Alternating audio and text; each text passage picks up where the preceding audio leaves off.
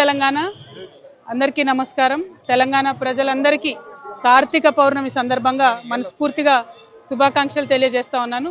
ఈ కార్తీక పౌర్ణమి రోజు మా నిజామాబాద్లో బాల్కొండ నియోజకవర్గంలో భీమ్గల్ మండలంలో లింబాద్రి నరసింహస్వామి ఆ దేవుడు కొండ మీద ఉంటాడు. అత్యంత పవర్ఫుల్ దేవుడు. ఇక్కడ చాలా పెద్ద ఎత్తున ఉత్సవం జరుగుతుంది. ఇక్కడికి రావడం జరిగింది. వాస్తవానికి అయితే అది లింబాద్రి కాదు, నింబాద్రి.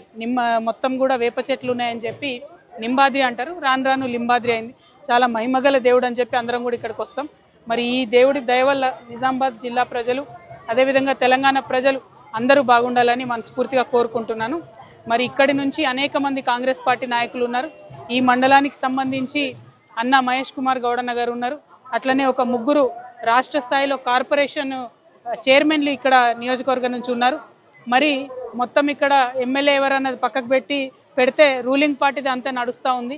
అయినప్పటికీ రైతులు కష్టాల్లో ఉంటే కనీసం పట్టించుకోని పరిస్థితి ఉంది. మక్కలు 80% దళారులు కొన్న తర్వాత ఇప్పుడు మెల్లగా కాంటాలు తెరిచేటటువంటి పనిలో ప్రభుత్వం ఉన్నది. ఇది చాలా దారుణం, అన్యాయం. అదేవిధంగా మొత్తం తడిసిపోయినటువంటి వరి కూడా ఇంకా కూడా కొంటమని మాటిస్తలేరు. మొన్న మేము ఎంచా బోధన్ దగ్గరికి పోయి వచ్చినాక కలెక్టర్ గారు పోయి విజిట్ చేసినట్టు తెలిసింది. మరి కలెక్టర్ గారు అన్ని చోట్లకు విజిట్ చేయాలి, ఖచ్చితంగా తడిసిన ధాన్యం కొనాలని చెప్పి నేను డిమాండ్ చేస్తూ ఉన్నాను. దాంతోపాటు మరి అనేకమైనటువంటి ఇక్కడ ఏవైతే చెక్ డ్యామ్స్ ఇదివరకు కట్టినామో కొంత అక్కడక్కడ డిస్టర్బెన్స్ అయ్యి చెక్ డ్యామ్లు కూలిపోయి చాలా పంట పొలాలు మునిగినాయి బాల్కొండ నియోజకవర్గంలో అని చెప్తున్నారు. దానికి సంబంధించి పంట నష్టం ఇస్తామని ఇంతవరకు కూడా ప్రభుత్వం ముందుకొస్తలేదు.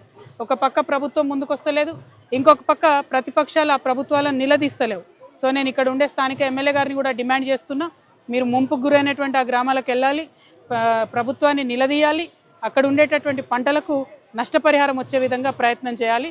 లింబాద్రి గుట్టకు సంబంధించి మరి ఇదివరకు కేసీఆర్ గారు నరసింహస్వామి భక్తుడు కాబట్టి ఆయన ఒక 5 కోట్ల రూపాయలు ఇచ్చి డెవలప్ చేసిండ్రు. ఇంకా కొన్ని చిన్న చిన్న పనులు మిగిలిపోయినాయి.